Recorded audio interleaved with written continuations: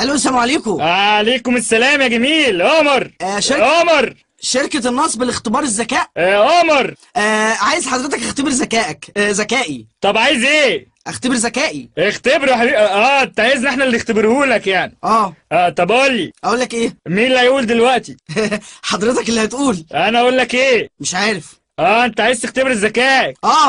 سنك كام؟ هتفرق في ايه يعني؟ انت حمار ولا ايه؟ سنك كام؟ 20 سنة. انت حمار ولا ايه؟ الله، ليه يا عم كده بقى؟ انت قلت لي كام؟ 20 سنة. تبقى حمار. الله. يلا يا لجنة، 1 2 هوبا. لو قلت لي الكيس اللي معايا ده فيه ايه هديك منه سمكة. بحر. انت غبي تيت.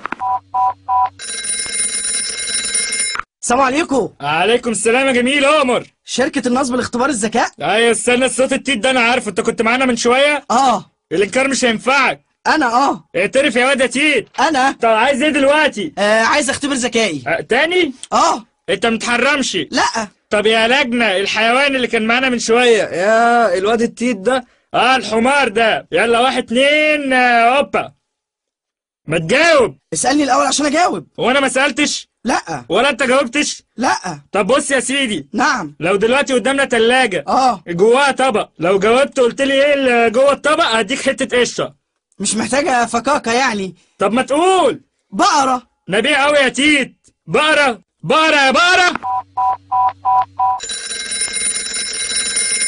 الو، مساء الخير. يا مساء النور. ما عرفتكش انا كده بقى. ما عرفتكش انا كده. عايز ايه يا تيت؟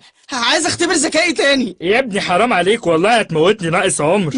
معلش والنبي. انا دمي اتحرق. طب يلا يا سيدي، لجنة اخر مرة. 1 2 هوبا.